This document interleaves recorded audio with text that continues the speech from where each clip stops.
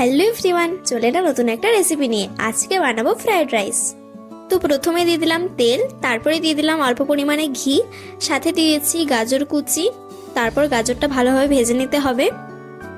আমি তো ফ্রাইড রাইসটা নিরামিষ করেছি, তো এখানে বেশ কিছু সবজি আমি দিইনি, শুধু দিয়েছিলাম গাজর কুচি আর দিয়েছি মটরশুঁটি। তারপরে দিয়ে দিলাম কাজু আর কিশমিশ। তারপর এই সব কিছু ভালোভাবে একটু ভেজে নিতে হবে। তো তোমরা কে কে ফ্রাইড রাইস খেতে পছন্দ করো অবশ্যই কমেন্টে জানিও। আমি তো এই প্রথমবার বানালাম।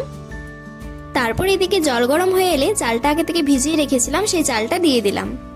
তারপরে দিয়ে দিলাম তেজপাতা আর দিয়েছি অল্প পরিমাণে ঘি।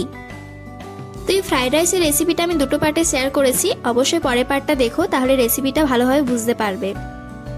তারপরে দিয়ে দিলাম পরিমাণ মতো নুন। তো চলো আজকের রেসিপিটা এতটাই, দেখা হচ্ছে তোমাদের সাথে পরের পার্টে। অবশ্যই ভিডিওটি লাইক কমেন্ট শেয়ার করে দিও। তো চলো টাটা।